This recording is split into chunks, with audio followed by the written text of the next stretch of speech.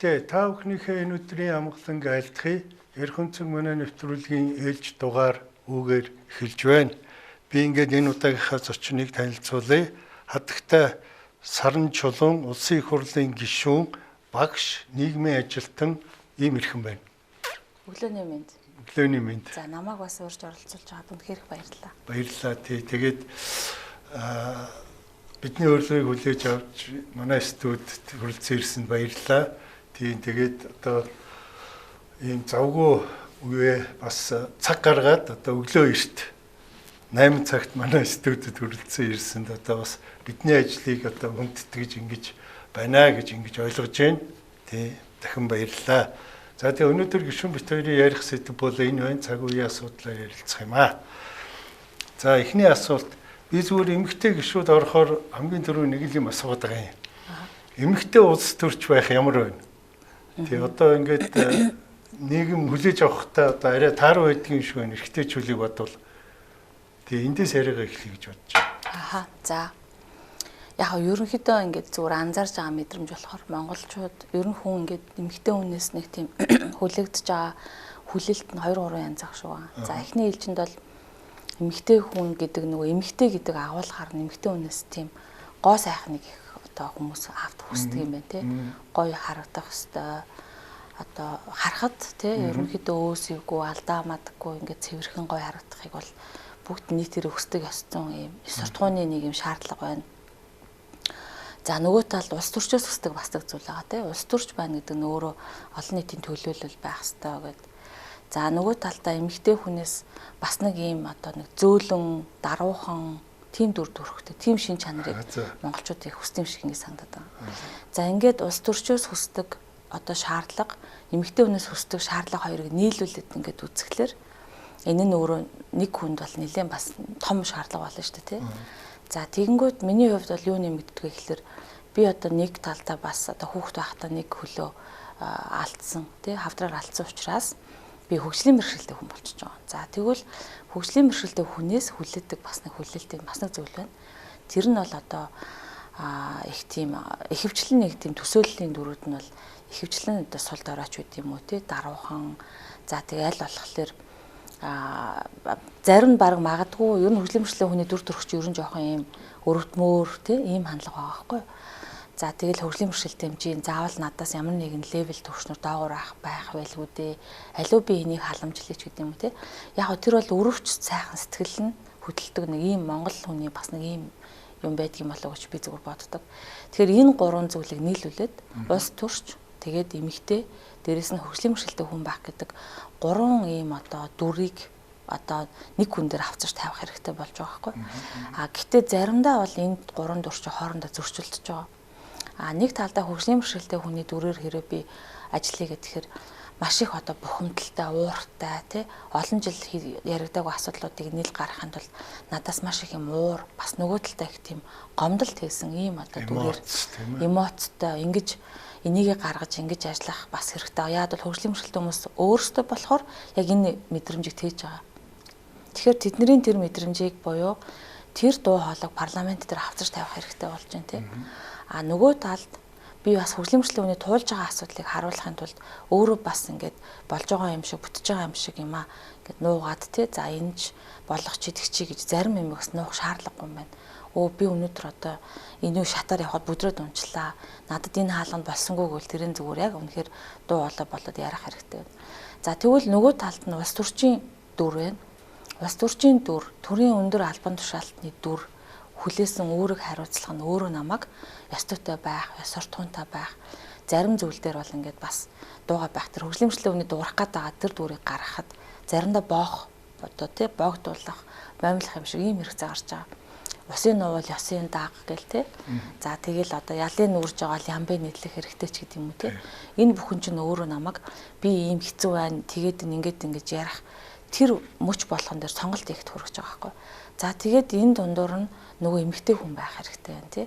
За одоо ингээл хүмүүс чинь нэг юм л бол одоо юу гэх юм гой хөөрхөн байхыг шаардахаар бид нар энэ их ажлын хажуугаар одоо мессен тэмцээнд орох гэж байгаа биш юм чинь хэдий заванда тий нөгөө гэрэл сүдрийн тавиад хумсаа одоо гоёор бутаад сайхан байх ба тэгэхээр ерөөсөн хамгийн минималаар аль болохоор л одоо хүний нүдэнд бол бас айтайхан харагдах хэрэгтэй байна. За бүр гуа сайхны биш юм гэхэд муухай бохор байж болохгүй тий одоо эвтэйхэн байх хэрэгтэй гэдэг ийм нэг 3 шаардлагын дундуур ингээд явж байгаа гэсэн үг. За тэгсэн чинь одоо энэ дээр ямар дүр нэмэгдэж байгаа гэхээр би бол багш нийгмийн ажилтан хүн анагаахын нийгмээр илүүний сургуульд 20 жил одоо ажиллаж ингэж явж байгаа хүн. Багш нар бол яадаг вэ гэхээр бүх юмыг дандаа тайлбарлаж ойлгуулж явдаг тий зааж чиглүүлж явна. Олон зуун шавнырынхаа үлгэр дуураалуулж явах хэрэгтэй байдаг. Ярьж байгаа юмаа өөрөө үлгэрлэх хэрэгтэй байдаг. За энэ үүргээ бас тэгээд ингээд явж байгаа гэсэн. Тэгэхээр нэг ийм л одоо дүр үүргүүдийн заримдаа нэг зөрчил дундч юм шиг ингээд л явж байгаа гэсэн. Тэгэхээр бас жоохон ийм сорилттой шүү. Тийм ээ тий. Тэг. За би уг нь нэвтрүүлгийн эхэнд уг нь танилцуулах хэрэгтэй байж мартах өнгөрөөч уучлаарай. Гэхдээ би одоо зочноо бас товч бас танилцуулчихъя та бүхэнд.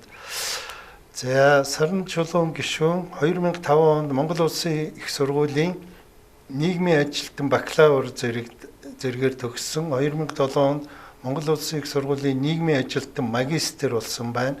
2008 онд Израилийн Хебрүүгийн их сургууль нийгмийн эрүүл мэндийн магистр, 24 онд анагаахын шинжилгээ ухааны үндэсний их сургуулийн нийгмийн эрүүл мэндийн доктор зэрэг хамгаалсан байна. 16 оноос Италийн Трентогийн их сургууль компьютерийн ухааны доктор. За ажилласан байдал нь 8-аас 24 онд анагаахын шинжилгээ ухааны үндэсний их сургуулийн нийгмийн эрүүл мэндийн сургууль, эрүүл мэндийн нийгмийн ажилтан, зан үйлийн тэнхимийн багш. 15-аас 24 онд Ахиллес Монгол олон улсын байгууллагын төрийн бус байгууллагын үүсгэн байгуулагч гүйцэтгэх захирал, 19-аас 24 онд Ажаа гэгэний зөв тэтгэлэг сан төрийн бус байгууллагын үүсгэн байгуулагч гүйцэтгэх захирлаар ажиллаж байгаад ингээ 24 оноос Улсын хурлын гишүүнээр сонгогдсон ажиллаж байгаа ийм өрхөн байгаа шүү. Тэгээд одоо бас тестаралаар би бас өөрөөсөө болоо жоохон зөрчилчлөө. Тий. За дараагийн асуулт. За та Монгол Ардын намын жагсаалтаар орж ирсэн гишүүн тий. Та хэдэд байлаа? 4-т байсан. 4-т ихтэйгүр таныг ирэмсэн байна шүү дээ тий. За Ардсан намаас бас хөгжлийн бэрхшээлтэй иргэдийн төлөөлөл баясгалан гишүүн байгаа. Бас жагсаалтаар орж ирсэн. Ингээд манай хоёр том нам болвол одоо энүүгээрээ юу илэрхийлж яах гэхээр энэ хөргөжлийн бэрхшээлтэй иргэдээ одоо дуу хоолойг бид нэр их хурлдаа оруулж ирж тэднийгээ сонсох хэрэгтэй байна гэсэн ийм илэрхийлэл мөн байх тийм ээ. Тий. За ингээд та ингээд төлөөлөд ороод ирлээ. За эхлээд зүгээр би нөө танин мэдтхэн асуудал асууя л да. Зүгээр энэ хөгжлийн бэрхшээлтэй иргэн гэж одоо ямар хүнийг хэлдэг? Хуульд одоо яг тодорхойлт нь юу байдгийг? Зүгээр миний иргэн хүний хувьд харахад одоо нэг хараагүй иргэн ч гэдэг юм уу? Тэрэгэнцэнтэй суугаа явж байгаа улсуудыг л хэлдэг болов гэсэн зүгээр анх нь миний одоо ойлголт байдгийг. За энэ дээр таны тайлбарыг сонсоо. Яг хамгийн одоо энгийнээр бол одоо биеийн эрүүл мэндийн асуудлаар тий биеийн эрүүл мэндийн аль нэг функц нь аль нэг одоо эрүүл мэндийн хэсэг нь өвчний улмаас ч юм уу ослын улмаас ч юм уу ингээд доголдоод за тэр нь тухайн хүн өдөр тутмынхаа амьдралын одоо үйлдэлүүдийг хийж чадахгүй байх төрж байгаа. За энэн дээр нэмэгдээд орчны саад бэрхшээлтэй нийлээд тэгээд одоо нийгмийн амьдрал болон хөдөлмөрлөх чадвар одоо тэр зүйл нь хязгаарлагдсан хүнийг л хөгжлийн бэрхшээлтэй хүн гэж хэлээд байгаа. Тэгэхээр энэгээр ингээд аваад үзэх юм бол хөгжлийн бэрхшээлтэй хүн болгон харагддаг юм бэрхшээлтэй байх албагүй болчихж байгаа байхгүй. Ил харагдахгүй гэсэн хөгжлийн бэрхшээлтэй хүмүүс маш олон байгаа тийм. За жишээлбэл би одоо Итали ч юм уу Германд очивол би хөгжлийн бэрхшээлтэй хүний туулдаг Монгол туулж байгаа зовлон бол нэг туулахгүй.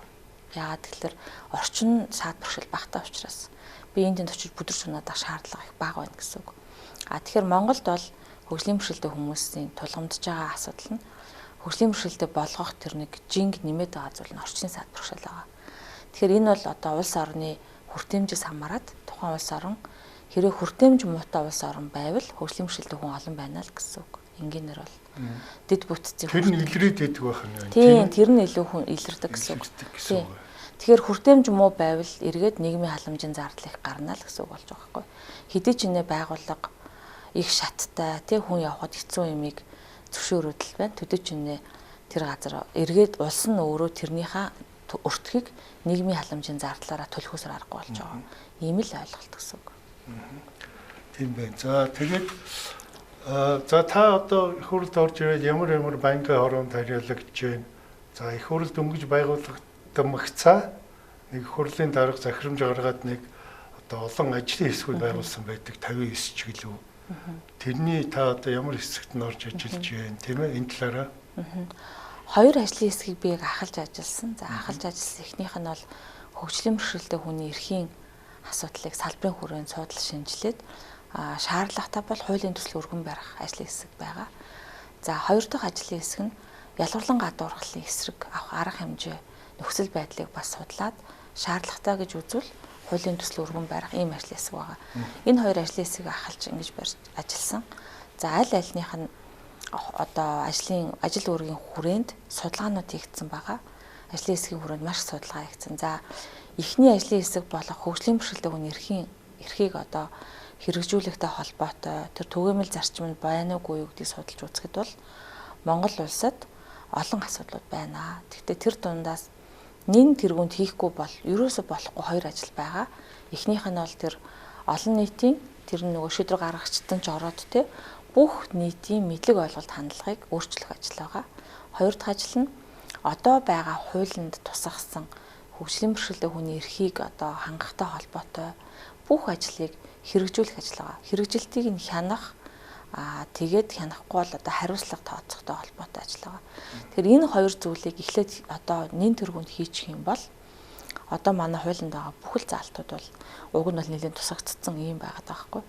За яг энэ хоёрын дараагаар эренблээд 3 дугаарт орж ирэх ажил нь юу вэ гэхээр нийгмийн даатгал халамжийн болон бусад хуулиудтай уялдаа холбоотой зохицуултуудыг заавал засахгүй болохгүй байгаа. Ийм ажлууд байна. Хууль эрх зүйн. За тэгээд тэр олон нийтийн мэдлэг хандлагыг өөрчлөхтэй холбоотой одоо шаш хатанд л ажил хэрэгтэй юм л да. Одоо их хурлын гишүүдээс эхлээд л засгийн газрын гишүүд за тэгээд засгийн газрын харьяа байгууллагууд нутгийн удирдлага нутгийн захиргаат ингэж ажиллаад байгаа. Тэгэхээр энэтэй холбоотой урган гарсан байнгын орооны хамгийн одоо эхний ажлын гол дүгнэлт нь бол нийгмийн бодлогын байнгын орооны тогтоол гарсан байгаа. Энэ тогтоолынхаа хүрээнд 17 ажлыг засгийн газарт даалгасан 1 жилийн хугацаатай. Энэ засгийн газар даалгасан тэр 17 ажлынх нь нэг нь одоо зөвхөн нэг нь гэхэд бол засаг дарга нар нутгийн удирдлагын оролцоог сайжруулах ажил байгаа. За тэгээд нутгийн удирдлагын ажил яаж сайжруулах юм гэдгийг задлаад өнгөрсөн одоо сард нутгийн удирдлагуудтай уулзж агаад 13 одоо кор үндсэн ажлуудыг гаргаж өгöd тэрийг нь хэмжих 32 индикаторыг бас боловсруулж өгсөн байгаа. Тэгэхээр ингээд тэр 32 одоо индикатортай тэр зүйлийнх нь бараг 8-9 ширхэг нь бол орчны хүртээмж байгаа. Тэгэхээр засаг дарга нарт жишээлбэл энийг нь тайлбарлаж зааж өгөхын тулд гэрээсээ гарцгаая гэдэг аян бол холбогдож байгаа гэсэн. Тэгэхээр ингээд дид гэдэг шиг тийм одоо ингээд холбоотой ийм одоо ажил явж байгаа. Нөгөө ажил болох ялгарлан гадуурхалтай тэмцэх одоо хууль эрх зүйн хувьд бол судалгаа хийгээд дууссан. За ялгарлан гадуурхал дарамттай одоо тэмцэх түүнээс ангид байх хуулийн төслийг боловсруулсан.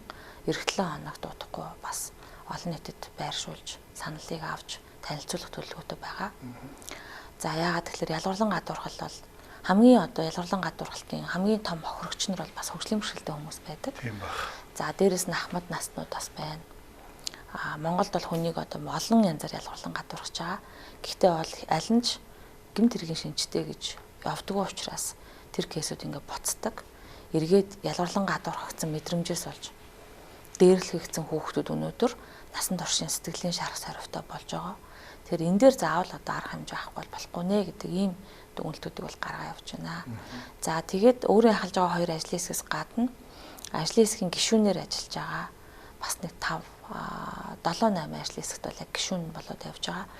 За яагаад гишүүн болж ажиллаж байгаа гэхээр тэр ажлын хэсгүүд дотор нийгмийн эрүүл мэнд хөгжлийн бэрхшээлтэй хүний асуудалтай холбоотой одоо зохицуулалд орж байгаа учраас нөгөө дуу хоолойгоо хүргэж оруулахгүй болохгүй учраас дотор нь ороо явж байгаа гэсэн. Тийм та нэг хэлжсэн л да одоо миний энэ хуралд ороод хийж байгаа ажлын за нэг 10 за бүр хол үсрэхт нэг 20% нь л одоо хөгжлийн бэрхшээлтэй иргэдийн эрхийг хамгаалах энэ ажил байгаамаа. За бусд нь одоо тэр 80% нь та ямар асуудал дээр оролцож байгаа. За хөгжлийн бэрхшээлтэй хүний эрхийн асуудал байна. Ялгарлан гадуурлаас ангид байх хууль эрх зүйн асуудлууд байна. За нийгмийн эрүүл мэндийн тусламж үйлчилгээний тухай хууль байна. За хүүхдийн эрхийг хамгаалах асуудлууд байна. За яг одоо бас энэ 7 хоногт ди парламент дээр тавьсан нийгмийн ажлын тухай хуулийн төслийг бас бичиж оруулсан байгаа.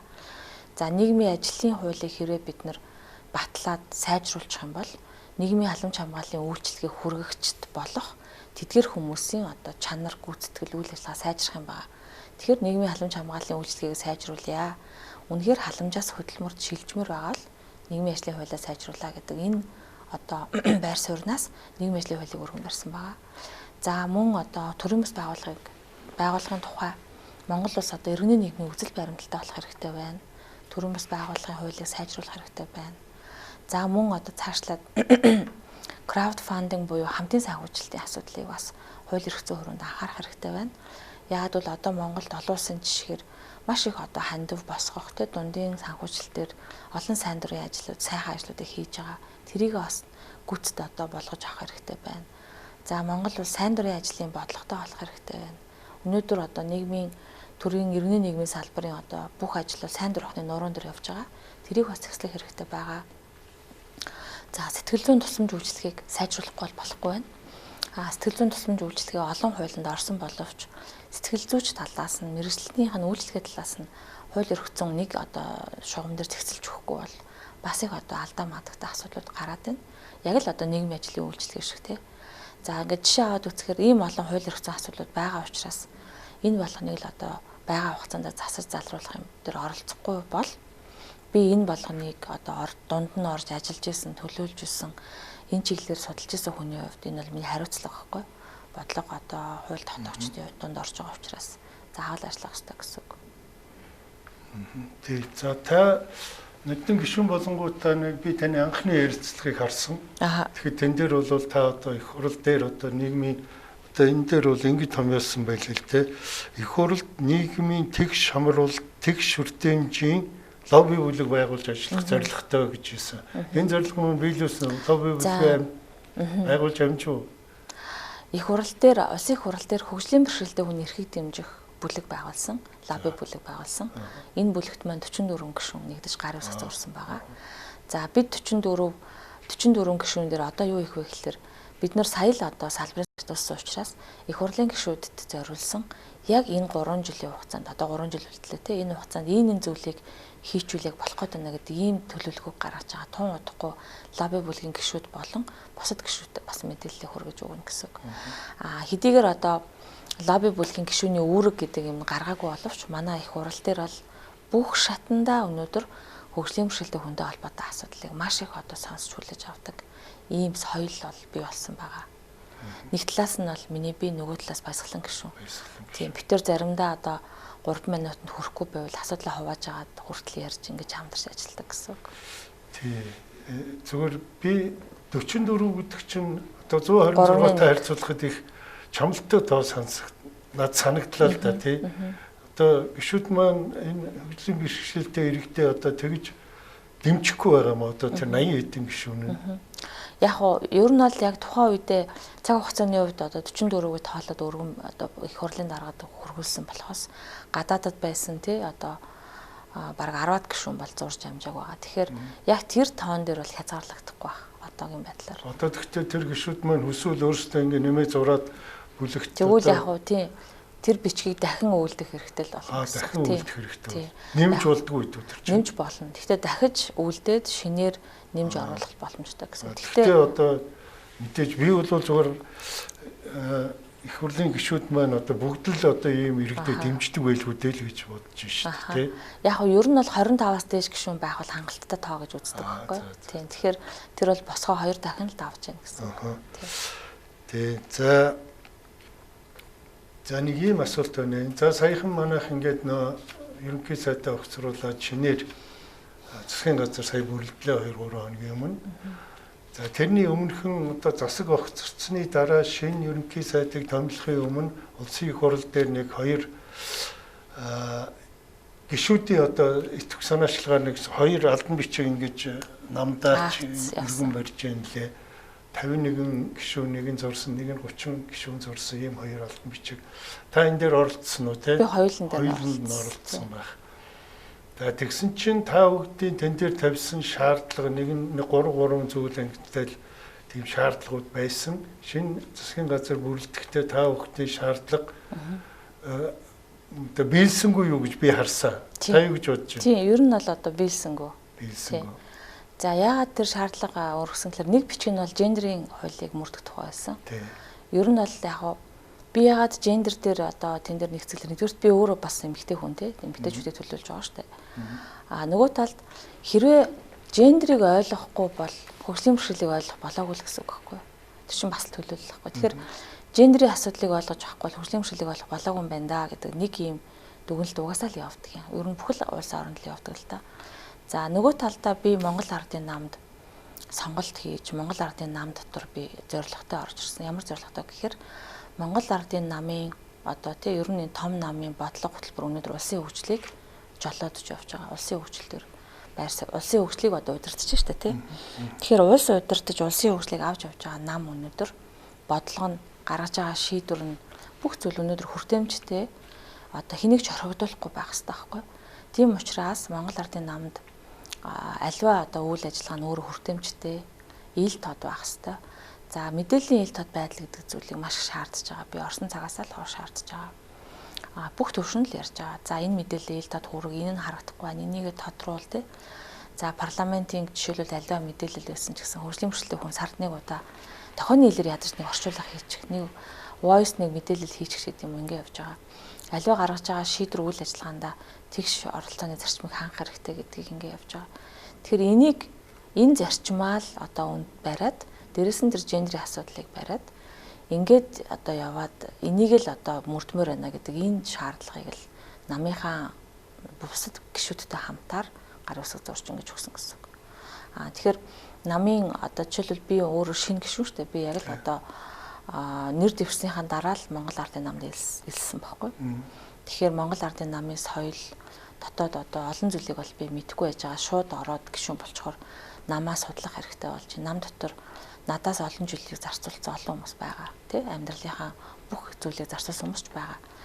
Тэгэхээр тэр хүмүүсийн тэр эрхэм чанар хүсэл бол бас адилхан ардчлал ил тод байдал гэдэг зүйл байж л байгаа. Гол нь тэрийг нь би өөрийнхөө бодож байгаатай нийлүүлээд нэмээд хөгжлийн бэрхшээлтэй хүний дуу хоолой болгож энэ нам дотор хүргэж гаргаснараа бүх том шийдвэрүүд дээр л хүртээмжтэй болох хэрэгтэй гэсэн. Тэрийг зарчмаар л ерөнхийдөө шаардаад байгаа. За яах вэ?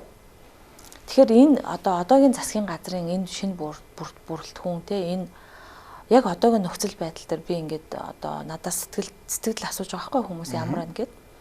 Тэгэхээр би ингээд за нийгмийн ажилтан хүмүүс багш хүний хувьар сэтгэлээ хэлэх юм бол нөгөө оноо одоо өгөөд үсэх юм бол их даагуурлаа тий одоо бараг 10-аас 3-4 ч юм уу тий яг тэр ил тод байдал тэр юм нь одоо сайжрах хэрэгтэй л хэвээрэл байна тий за нэг дүн авдаг оюутанд бол жаа сайжирч ин да нэг C 50 да гэж байгаа юм шиг л болчиход байна тийм үү хөгжлийн бэрхшээлтэй иргэнийхээ хувьар би одоогийн засагч бай өнгөрсөн засагч бай парламентч бай дүн тавил би бараг 8 гэж тавих гэдэг байна 10-аас 8 яа тэгэхээр одоо шинэ ерхий сайд маань л өөрөө онцгой 2 тий одоо 1-2 удаа ер нь дурдсан үгэндээ би хөгжлийн бэрхшээлийн хүмүүсийн асуудлыг маш их анхаарч байна. Энэ дээр нам дотроо одоо бүр ажлын хэсэг байгуулъя тий. Тэн дээр одоо ажиллаарай гэд ингээд дуурайд байгаа. Хуучин одоо ерхий сайд ч гэсэн тэгдэг гэсэн. Тэгэхээр ер нь бол намын бодлогын бүх шатанд энийг ойлгож байгаа гэдгийг дүн тавил 10-аас 8 маш сайн. Зөвхөн шинээр орсон одоо парламентын гишүүнийхээ хувьар дүн тавиад тий.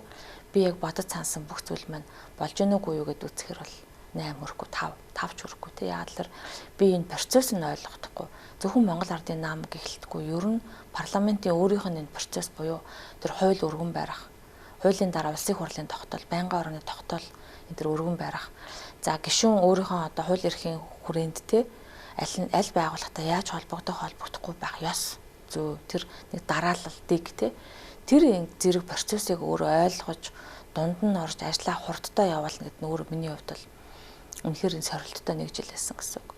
Тэгэхээр энийг одоо ойлгож одоо л яг ойлгоол те за Одоо яг ойлгоод л даваад л за ингээл хуйлаа өргөн барих шатан дээр ирж байгаа байхгүй. Тэгэхээр энэ дээр бол би өөртөө ч тэр одоо энэ байдалтай бол би бараг 5 он л тавих гээд байгаа байхгүй. За сараа минь нэг чи нэг дий дүн л авахар байна да гэдэг нэг юм л байгаа гэсэн. Тэгэхээр яг хуу тэгээд алдаа дутагдал зөндөө байгаа, алдаанууд байгаа. Тэгэхээр тэр алдаагаа сургамж болгоод тэгээд дараагийнхаа хууль эрх зүйн ажлуудыг ингээ явуулна гэсэн үг. Гэтэл нөгөө талдаа би зөвхөн ингээ харахаар туршлагатай улс төрчдийн хувьд бол хизээ аль одоо марга тий одоо бараг чуулганы завсралгаанаар юу хийвэл болдгийг, хизээ нь алигаа ярил болох юм гэдгээ бүр ингээ аюусаа мэддэг юм одоо байж шít тий. Гэтэл миний хувьд одоо мэрэгжлийн хувьд бол яаж юм гэхээр ерөөсөө одоо энэ байгаа хугацаанд бүх боломжоор түрүүний хэлсэн 10-аад хуулиудаа яаж хурдан оруулах вэ? Яаж хурдан хүмүүс таниулах вэ гэдэг рүү ингээд бүх цаг хугацаад зориулаад дайрч байгаа байхгүй. Энэ дундуур нь би нөгөө нэг улс төр хийн гэдэг шиг тий одоо бусад хүмүүст нөлөөллийн ажил, бусад хүмүүс хийж байгаа юмаа таниулах энэ төр зэрэг нь бол ер нь бол үндсэндээ орхигдуулчаад одоо хүргэж эхэлж байгаа гэсэн үг. Нөгөө талдаа нэг их сургуулийн багш нар бид нар ингээл одоо судлаачдын нэг юм зам байгааддаг. Өөрсдийнхөө мэдхгүй зүйл рүүгээ ер нь бол ордгоо. Одоо би энэ чиглэлийн судалгаа хийгээгүй, би энэ чиглэлийн эксперт биш бол тэр мэдж байгаа хүмүүс нь би сонсё, тэр мэрэгжлийн хүмүүсийн сонсъё гэд яг тэр доод сонсдог. Мэдхгүй юм руугаа ордог. Хэрэг миний мэдж байгаа салбар доторх зүйл байвал харин хамгийн тод дуурайд ингээ оролцдог. Ийм л соёл өөр бүх ихтэй сургуулийн багш нар байдаг байхгүй. Тийм учраас байна. Гэтэл заримдаа зүгээр харахаар зарим улс төрчд бол ингээд бүх зүйлийг мэддэг тий одоо бүр тэгж бас харагдаж байгаа байхгүй. Ямар мундаг гайхалтай юм бэ энэ ч одоо гэж бодглохоор тий харагдаад байгаа байхгүй. Бид нар надад бол одоо тэр хүмүүжил тэр одоо сурцсан балаас дутуулаад байгаа тий. За тэгээд анхны одоо тэр олон нийтэд харилцаж юмаа хийж байгаа хүргэе гэдэг жаан тэр гэрээсээ гарцгаа гэдэг юм байгаа байхгүй. Тий. Тийм ээ тий. Яг тэр саяын тэр үйл явц тэр шин засаг бүрэлдэх одоо хуучингийн сайд огцрох энэ үйл явцын үед одоо жишээлбэл хэн гишүүн ярьчлаад байгаа бас ярьсан юм надтай уулзаад явах үе нэвтрүүлгээр энэ шинэ хуучны ялгаа, шинэ гишүүн хуучны ялгаа их мэдрэгдэж байна тий гэж байна. Ер нь тэгээд танаа нам чинь намын бүлэг маань одоо 64 гишүүнтэй байлгүй 68 тий. Тэр маань одоо нэг дотороо яг нэг 30 дээр хуваагдсан юм шиг тийм гаднаас нь тийм харагдаж байна л дээ тий. Та энэ дээр юу хэлэх вэ? Тий. Яг уу тэр хуваагдлыг бол юун дээр хуваагдсан бэ гэдэг дээр яг ямар индикатороор хуваагдчихваа гэдгийг бид нар харах хэрэгтэй л дээ. Зөвхөн би бол одоо намын үзэл баримтлал тий одоо намын өөрийн тэр засгийн газарт оруулсан төлөвлөгөө тий за уртын хугацааны бодлого энэ төр гэдэг тэр үзэл хинч хуваагдаагүй. Бид нар яг энэ бодсон юм хийгээл явж байгаа. Хөгжлийн бэрхшээлийн асуудлыг шийднэ гэдэг тэр намын 68 гишүүн бүгдээрээ адилхан бодолтой байгаа. Зүгээр юу тэр хуваагдсан гэдэг тэр ойлголт гараад байгаа гэхээр зүгээр л тэр харилцаа ил тод байдал гэдэг асуудал байгаа байхгүй. Харилцаа. Одоо жишээлбэл юу гэдгийг би бол одоо улсын хурлын гишүүнийхээ хуваар нэг пэйж нээж үзэж байгаа. За тэр Facebook-ийн тэр нэг пэйж дээр мэдээлэл ил тод тавиад ярилцаал тэгэл одоо юу гэдгийг олон нийттэйгээ зүгээр дунд нь очил өөрөө явал уулзаал явчихдаг гэсэн үг. Надад бол нэг тийм дагаж явдаг сэтгүүлч ч юм уу тий одоо их тийм олон хамгаалалт нь ч юм уу байхгүй штэ. Зүгээр өөрөө машина барил тэгэл өөрөө очиж хүмүүстэйгээ уулзаал компьютероор барьж аваад яваад энэ тэнд очил 8 ам руу ороод аль тэр нь явах байгааг л уулзчихна. Манай Лусан жамт гэсэн бас тийм. Манай Ганмаа гişүнч тийм. Тэгэхээр яг ер нь бол ингээд нөгөө ажлыг хийхийн тулд зүгээр хийгээл төвшөлөл дунд нь орол ингэж хийж байгаа. Гэтэл манай одоо юу гэдгийг хуучин гишүүдээ гэж яа. Хуучин гишүүд бол тойрог төлөөлж байгаа гишүүд их байгаа тий. За тойрог гишүүдийн одоо хүлээж байгаа үүрэг хариуцлага бас их юм байна. Ерөөсөө л та тэр хүн бол ингээд нэг тийм одоо бүс нутгийн асуудлыг шийдэх ёстой мэтэр тэр хүний нуруунд дээр ингээд хэдэн шуудаа төмслөөвөн авцраа тавьсан шиг харагдаад байгаа байхгүй. Миний нуруунд дээр ачаа байгаа л да. Одоо ачаа байгаа.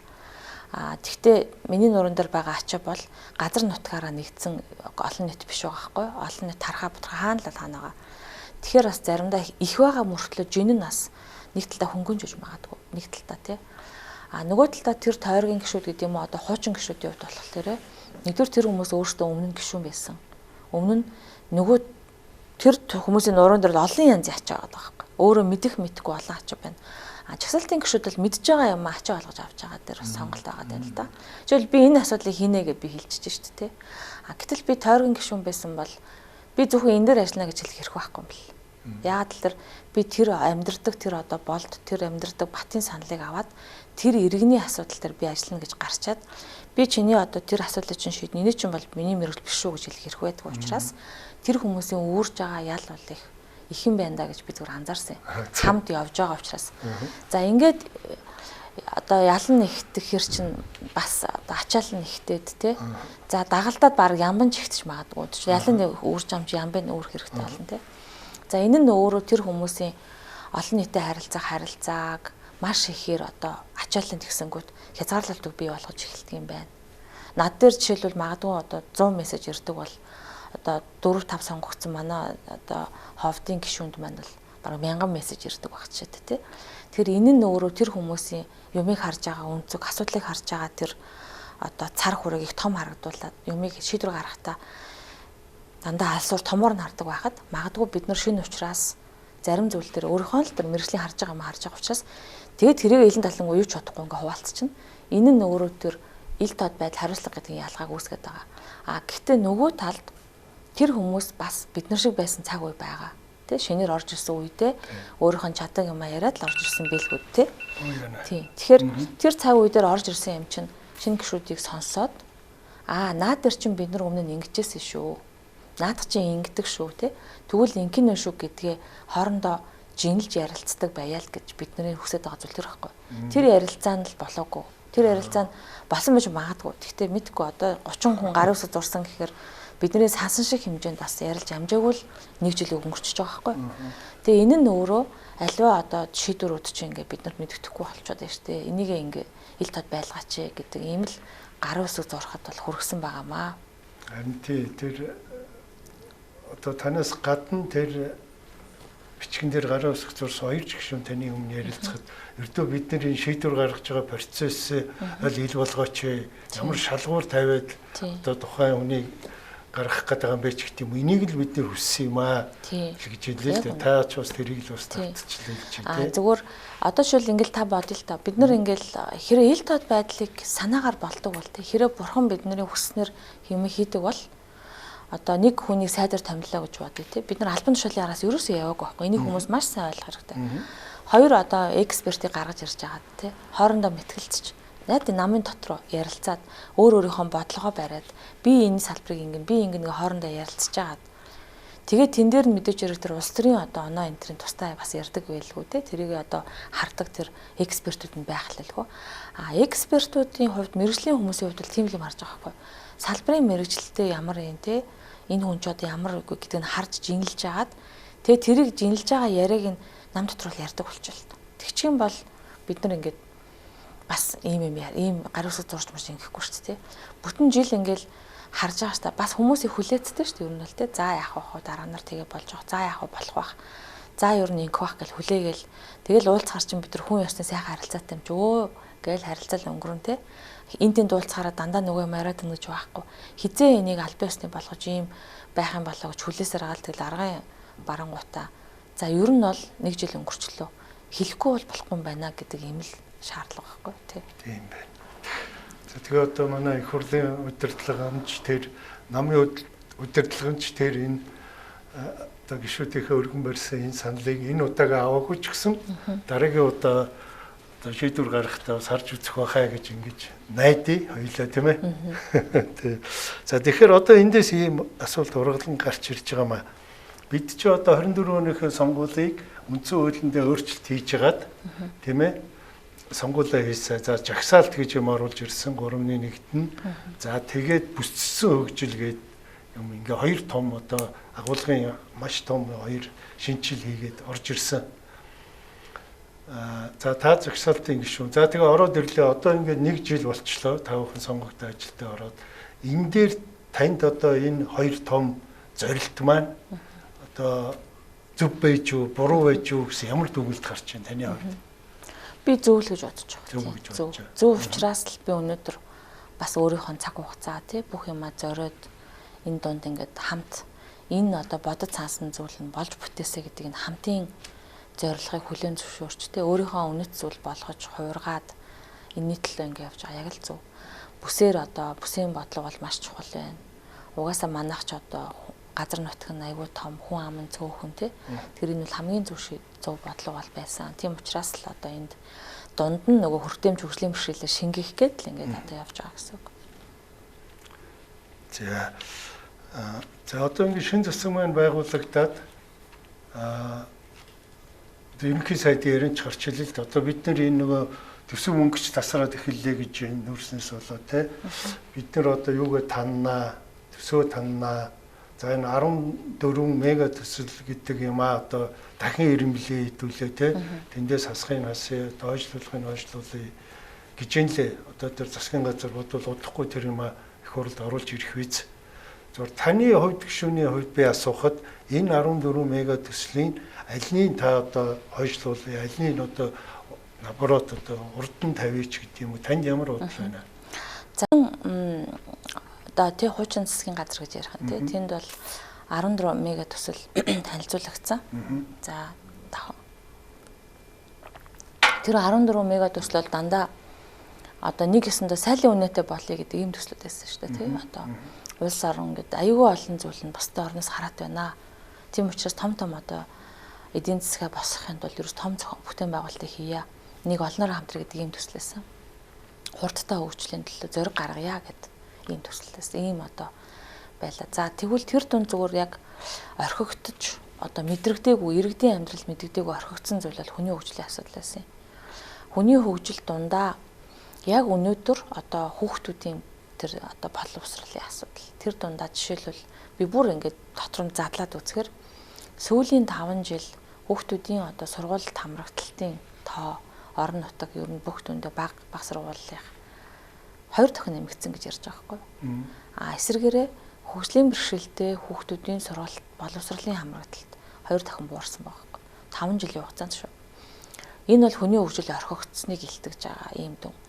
За тэгээд энэ мэдчилэн ийм тоо баримт гарч байгаа. За сүүлийн 5-10 жилд хүчирхийллийн тоо нэмэгдсэн. Өсвөр насны хүүхдүүдийн охтуудын жирэмслэлт илт нэмэгдэж байгаа. За нийгмийн одоо энд одоо дээрлэхэлд ялгарлан гадуурлын асуудлууд их нэмэгдэж байгаа. Гэмт хэргийн тоо нэмэгдэж байгаа. За авто зам дээрх осол гэмтэл нэмэгдэж байгаа гэдэг. Ингээд үзэхээр энэ тоонууд ингээд нэмэгдээд байхад тий энэ тоонуудыг одоо ахиж гаргуулахын тулд хүүхдүүдээ хүнээ хамгаалахын тулд бодлого нэгдүгürt одоо нэлийн том болгож тавих хэрэгтэй байсан чинь дандаа нөгөө эдийн засгийн бодол хөгжлийг нэмсэн бодлогуудыг нэгдүгээр тавьчихаар тэр бодлогуудыг буруу гээгүй зөв. Гэхдээ энэ дунд бол тэр хүний хөгжлийнхаа ямиг орхитуулах, бүдгөрүүлж байгаа байхгүй. Төсөвдөр ч гэсэн. Энэ нь өөрөө бас энэ засгийн газартаас одоо нэлийн сөрөг одоо оноо олсон болгож байна. Тэгэхээр одоо энэ удаагийн засгийн газрыг одоо ерхий сайд бол илтгэлдээ хэлсэн үгийг би маш их одоо онцолж бас сонссон. Тэрний үг гэхээр хамгийн том мега төслийг бол хүний хөгжил байх болно гэж хэлсэн байна. Энэ дээр би маш одоо би болон манай олон иргэд бол таатаа хүлээж авсан баг гэж бодож байна. Энийг угаасаа бид нар нэг жил ингээ харсан. За тэгээ яаж харж байна гэхээр бүх засгийн газраас оруулж ирж байгаа хуулийн төсөөл те одоо хилцэгдэж байгаа асуудлууд донд бол тэр хүний хөгжилтэй холбоотой асуудлууд бол дандаа л одоо 4-5 дугаарт орж ирээд дандаа нөгөө эдийн засаг уул уурхай томууд нэгдүгürt орж ирээд учраас нөгөө талдаа энэ чиглэлийн экспертүүдийн нэг болох миний хувьд ч гэсэндээ оролцоо өгөх заримдаа одоо хол байсан гэсэн үг. Яагаад гэвэл их бага хугацаанд л би оролцсон. Яг бол сэдв нь өөр, хариуцах асуудал нь өөр учраас тий. За яг судалгаагаа хийгээд ингээд дуусчихна. За дээрэс нь хэлчихсэн юм оруулах гэхээр хэлж байгаа асуудал тэр байхгүйсэн гэсэн үг. Цөөхөн байсан. Тийм учраас хүний хөгжлийг анхаарах хэрэгтэй. Хүн гэдгээ бүх төрлөөр нь харах хэрэгтэй. Хүүхдүүд, ахмад настан, хөгжлийн бэрхшээлтэй хүмүүс, ээжүүд, за тэгээд залуучуудаа бид нэр орхихгүй байх хэрэгтэй. Оюутнуудаа орхихгүй байх хэрэгтэй. Тэгэхээр энийг бол нэгдүгürt ингэж эрэмблэхгүй бол ерөөсө болохгүй байна гэдэг ийм дүгнэлтийг бол их хурал дээр олон гишүүд юу хэлсэн дээ. Тийм учраас эхлээд хүний хөгжил тэр дундаа хүүхдүүдийнхаа эхлэх хэрэгтэй. Бид нар эрүүл Монгол хүн гэж яриад байгаа. Эрүүл Монгол хүн чинь эрүүл Монгол хүүхдээс эхлэх байхгүй юу? Тэгэхээр эрүүл хүүхдүүдийн төлөө бодлого хэрэгтэй. Гэтэл эрүүл мэнд гэдэг үгийг шүү дээ бид нар ингээд бие, сэтгэл, нийгмийн сайн сайхан байдлыг хэлнэ гэж ярьдаг шүү дээ. Эрүүл мэнд гэдэг нь 3 зүйлийн бүрэлдэхүүн шүү дээ. Гэтэл статистикийн хувьд ч гэсэн бид нар өвчнөл тоолцдог байхгүй. Хэдэн хүн өвдсөн байна гэж тоолоод эрүүл мэндийн дата гарна. Гэтэл бид нар хэдэн хүний сэтгэл гэмтсэн байна гэдэг тоог ерөөсөй гаргахгүй байна. Хэдэн хүн нийгмийн харилцаанаас тусгаарлагдсан байна. Ганцаардсан тоо маш бага байна. Энэ гурыг нийлүүлээд бид нар эрүүл мэндийн статистик байх хэрэгтэй байхгүй. Дэлхийн олон орнууд одоо энийг ярьж байгаа. Дээрэс нь эрүүл байх тухай ярьж байгаа мөртлөө бид нар дандаа өвчтөй байх статистикийг ярьж байгаа. Өвдсөн тоог ярьж байгаа. Тэгэхээр эрүүл хүн амдаа анхаарсан бодлого хэрэгтэй байсан гэдгийг энэ одоо шилжилт бас харуулж байгаа л хаалта. Тэгэхээр олон улсад одоо жишээлбэл бид нар ингээд нэг өвдсөн хүмүүсийн тоогоор өвдсөн хүмүүсийн мэдээлэлээр эсвэл эмнэлэг твтэд насарсан хүнийхээ тоогоор эрүүл мэндийн статистик гаргах нь өөрөө логик явц жоохон алдаатай байхгүй. Гэтэл эрүүл өөрийнхөө биеийг аваад явж байгаа иргэдийн төлөө тоо баримтаа гаргах, тэн дээр суурилсан анхаарах юм заавал хэрэгтэй байгаа гэсэн. Энэ бол хамгийн нэгдүгээр бодлого. Тэгэхээр эрүүл Монгол хүүхдийн бодлого нэгт. За тэгээд эрүүл Монгол одоо залуучууд тэгээд ахмад хөгжлийн бэрхшээлтэй хүмүүс гэдэг ингэ явах хэрэгтэй гэсэн.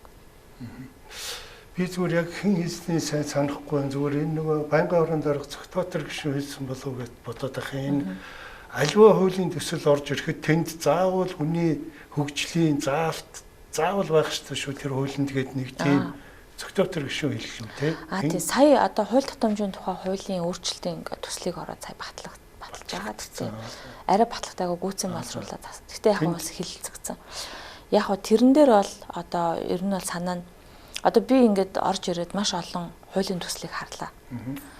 Бүх хуулийн төслийг одоо тэр дэв парламентээр байршуулах ер нь одоо хуулийг бүрдүүлдэг нэг 5 6 файлууд байдаг юм байна л да. За тэр файлын хамгийн нэг нь буюу хүмүүсийн одоо заавал үзэх ёстой файл нь юу вэ гэхээр хуулийн үзэл баримтлал гэдэг файл байгаа.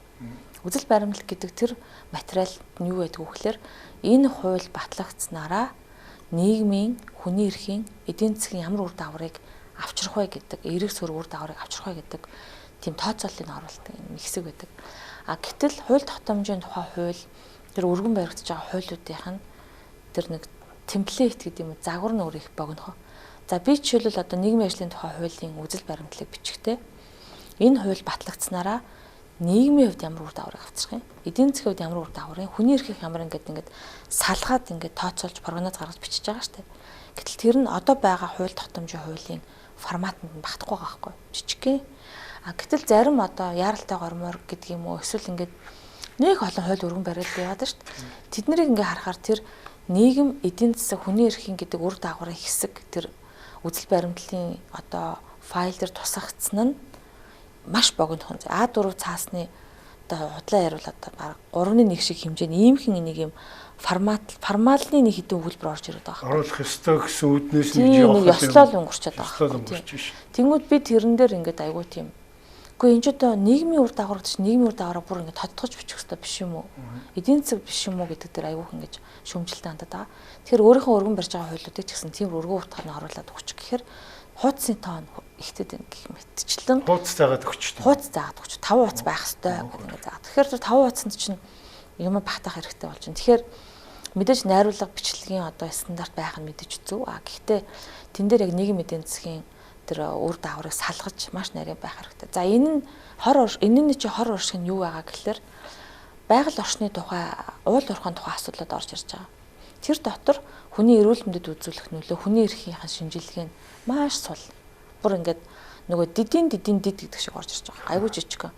Тийм ч учраас би одоо сая тэр орон наягийн төсөл төр ч гэсэн би ямар бичиг бүр явуулсан бэ гэхээр энд 1200 монгол хүнийг ажиллуулах гэж байгаа бол тэр хүний хөдөлмөрийн аюулгүй байдлын асуудлуудыг яаж шийдэх гэж байгаа вэ? Энэ дээр шийд. Олон улсын хөдөлмөрийн аюулгүй байдлын акт конвенцийн дагуу заавал энэ одоо гэрэн дээрээ тусгаж оруулах хэрэгтэй. Яагаад гэвэл тэнд амьдарч байгаа хүмүүсийн асуудал бас байгаа те. За дээрэс нь нутгийн иргэдэд хор дагавар үүсэж болох хор дагавар эрсдлийг заавал ойлгож таниулан мэдүүлэх хэрэгтэй байна. Ингэхгүй бол мэдхгүй байгаа учраас хүмүүс мэдхгүй байгаа юм дайсан юм чинь гэдэг ийм саналуудыг хэлжсэн. Тухайн үед хэлж одоо үгээ хэлж мөн алан бичиг боловсруулж ингэж явуулсан.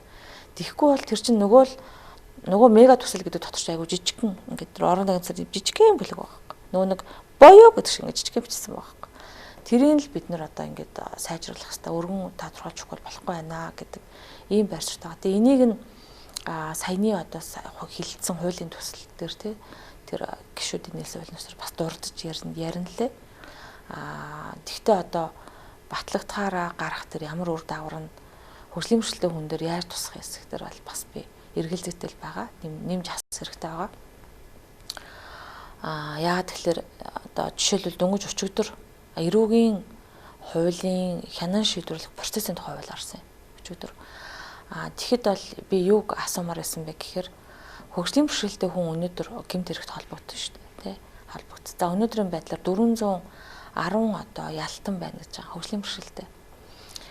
Тэр хүмүүсийн хідэн өнөөдөр өөрийгөө илэрхийлж чадаагүй болоод одоо хэлмэрч орчуулагчийн тусалцаа тухайн үедээ хагас дутуу авсан ч юм уу, тий? Авсан болоод ч юм уу. Хэрэгт одоо орсон гэсэн. Эсвэл өөрийгөө хамгаалах байгаад хэрэгт урцсан энтрийг бол би одоо мэдэхгүй юм. Ер нь бол мэдээж одоо хүний буруу зүйг би шүүхгүй шүү дээ. Тэгэхээр энэ дээр жишээлбэл хөгжлийн бэрхшээлтэй хүнийг тэр одоо процесс руу оруулахдаа яаж хэрхийг хамгаалж байгаа мэ гэдгийг заавал заах хэрэгтэй байхгүй. Тэгэхээр л нөгөө бүх хуулиндаа нөгөөдгөө тусгаж өгөхгүй бол орхитуулчих юм бол тэр бас л чинь хүн шүү дээ. Гэтэ хөлгүй хүн байна уу, хараагүй хүн байна, дүлийн хүн үү? Хүн л бол хүн байхгүй тий. Тэр хүний чинь цаана арга гэр нь амьдрал нь байгаа юм чи. Тийм. Тэгэхээр энэ дээр бол бас би одоо бүр яг нэг үйлдэл хийхгүй болохгүй нэ гэдээ ингэ сууж байгаа. Тийм. Та түрүү нөгөө лобби бүлгийн тухай ярьсан. Тэгээд тэн дээр чи тэр лобби бүлэг байгуулахын ач холбогдол нь юу байдгийг таануусын өргөн барьс хууль мөл нь одоо арай хурдан урд юм уу яадгийг одоо ямар ач холбогдол байдгийг. Яг тийм. Өргөн барьж байгаа хуулийг дэмжихэд хэрэгтэй гэсэн үг те. Дэмжиж одоо тэр хүмүүс чинь дэмжиж олон гишүүн дэмжүүл тэр хууль маань цаашаа явах нь тийм 50%-аас дээш байвал батлагдана гэсэн үг байхгүй тийм. Тэгэхдээ лобби бүлэгт гарын үсэг зураагүй гишүүд нь дэмжихгүй гэсэн үг бас биш. Тийм биш тийм. Тухайн үед одоо байсан байгаагүй боломжоор л ингээд орцсон байна гэсэн үг. Тийм. За энэ та түрүүн дурдналээ л дээ энэ нөгөө сургуулийн одоо тоо сүүлийн 5 жил 2 дахин ихссэн боловч нөгөө тусгай сургуулиудын тоо нь юу ах вэ? Ямар ч 2 дахин багасчлаа гэж юу 2 дахин баг.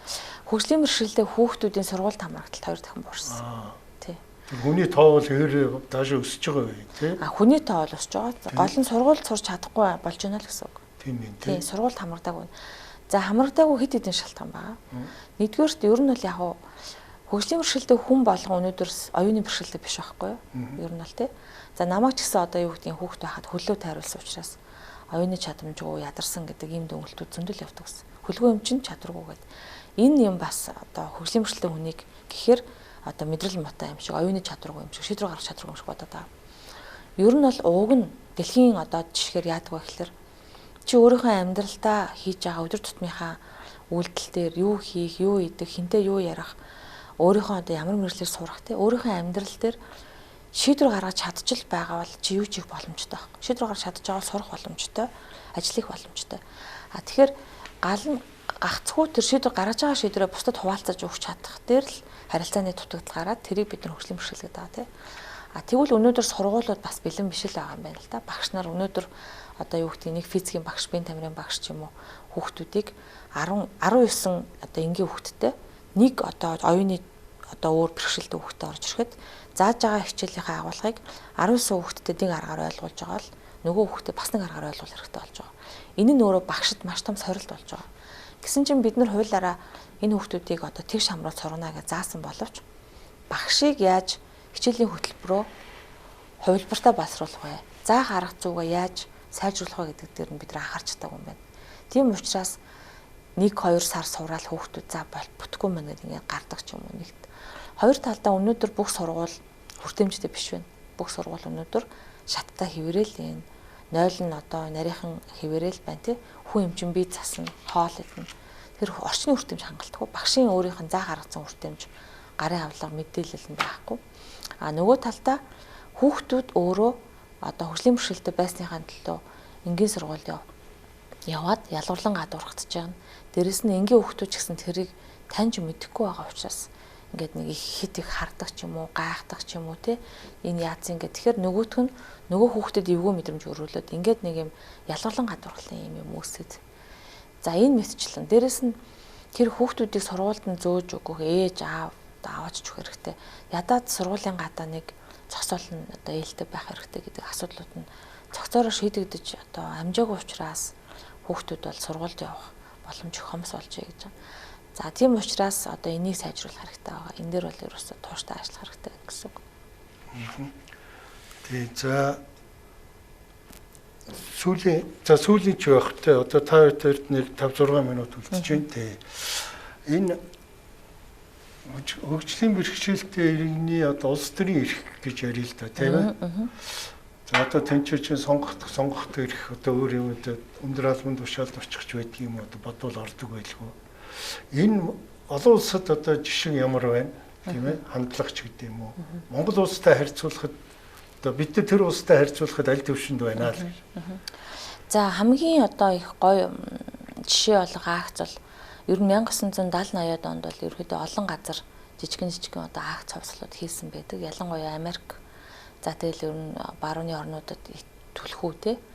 Хөгжлийн бэрхшээлтэй иргэд өөрсдөө тэр нэг орчны саад бэрхшээлийг ойлгуулах гад, хүртээмжийг ойлгуулах гад гудамжиндаа гарч одоо зогсдог. За шийдвэр гаргаж байгаа хүмүүсээ сайд нарыгаа дагуулад өөрсдийг нь одоо тэрэгнэцээ суулгаж явуулаад нүдийг боож алхуулад тэр мэдрэмжийг өөртөө мэдрэгдэх энэ гэдэг ийм акцууд бол хийдэг байсан л да. Гэтэ энэ бол ер нь 20-30 жилийн өмнө бусад орнуудад байдаг л ийм л байсан. Хотын дарга нарыгаа уриалал ихэвчлэн хотын дарга нар л их акц гэдэг юм байгаа.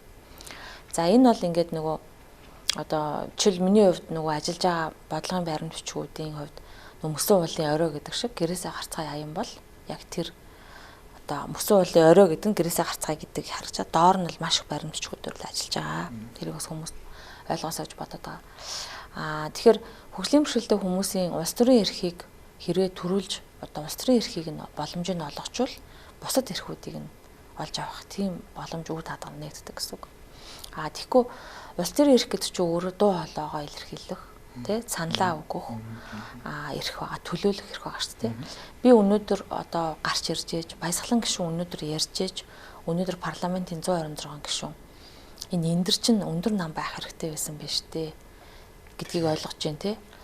Зарим бас аль болохоор уулзалт хурал янз бүрийн болвол одоо саран чулуун баясгаланг оролцуулбал эн чинь ингийн биш үү гэж ойлгож эхэлж байна. Тэгэхээр энэ бол улс төрийн эрхийн одоо хамгийн гоё одоо юу биелэл гэсэн үг тий. За дээрэс нь би өнөөдөр гарч ирж хөгжлийн бэрхшээлтэй хүмүүсийн замаар явхад нэг хүмүүсийн анзаарахгүй байгаа тэр замын хотгор өдөр хүмүүсийн амьдралд ямар их хортой вэ? Ямар төвхтэй байдгүй гэдгийг ерөөсөө үзүүлэе гэдэг тэр олон улсад байдаг л акцыг хотын даргаыг уриалж тий одоо улсын хурлын гишүүний ажлыг ажлаад ингээд давал явж байгаа. Одоо бүх засаг дарга нараар уусаа явуулна. Энэ нь өөрөө эргээд нөгөө хүмүүсийн за энэ зун чи ийм газар засар хийх гэж байгаа ийм дээр энэ дээр ингэхгүй болохгүй юм биш үү гэд өөрөө дүгнэд явж байгаа байхгүй. Тэгээ буцаад шуурга хурал дээр бүх засаг дарга нартайгаа уулзахдаа ярьж байгаа байхгүй. Энэ бол ингээд бас акт. Тэгэхээр улс төрийн эрхийг хэрэгжүүлэхэд бол зөвхөн хууль тогтоодгүй, зөвхөн баримт бичиг хэрэгтэй боловсруулахаас гадна олон нийтийн нөлөөллийн аяныг бол маш их хийдэг. Гадаадад байдаг хөгжлийн бэрхшээлтэй хүмүүсийн хийдэг улс төрийн ажлынх нь бараг 70-80% нөлөөлөд байгаа. Тэгэхээр одоо ийшээ орж иж ойлгуулах хэрэгтэй гэсэн. Баримт бичиг бол хангалттай байгаа шүү дээ. Тий, таны тэр юу би харсан тэр гэрээсээ гарцгаа гэдэг акцыг тэгээд Нямба дарга маань, хотын дарга маань одоо та бүгдийг дэмжиж тэнд одоо ингээд хөгжлийн бэрхшээлтэй төрж ингэж явж ингэж байгаа нь бол над сайхан санагдсан. Одоо Монгол улсын иргэдийн чинь тал нь Улаанбаатар хотод амьдарч штэ тийм ээ. Тэр хүнд энэ та бүхний одоо энэ бэрхшээлийг ойлгоод ингээд тэнд ингээд өөрийн биеэр оролцоо явж байгаад над бол сайхан санагдчихлаа. Тэгээд Нямбатар даргадаа яг энэ одоо ажлынхын төлөө одоо баярлалаа гэж хэлье гэж ингэж бодож байна. Тэгээд таныг сая ингээ ярьж байхад над нэг юм бодогдлоо. Юу гэхээр бид нар чинь сонгуул өгөх гээд очдөг. Тэр чинь одоо улс төрийн хамгийн том эрх тийм ээ. Тэгэхээр одоо манайх шилбэл зайсанд байдаг. Би одоо тэнд байнга өгдөг хүмүүний хувьд ингээд би одоо ингээ бодож байхад тэр үдээ ажихын дээд сургууль дээр бид нар юугаа өгдөө, саналаа өгдөө. Тэгээд заавал нэг хаалгаар хоёр давхурд шатаар гараад саналаа өгчөөд буцаа шатаар бууж ирдэг байхгүй юу. Тэнд одоо бодоход тэр хөгжлийн бэрхшээлтэй хүн зориулсан ямар ч юу алга. Орчин баг. Орчин алга байсан байна.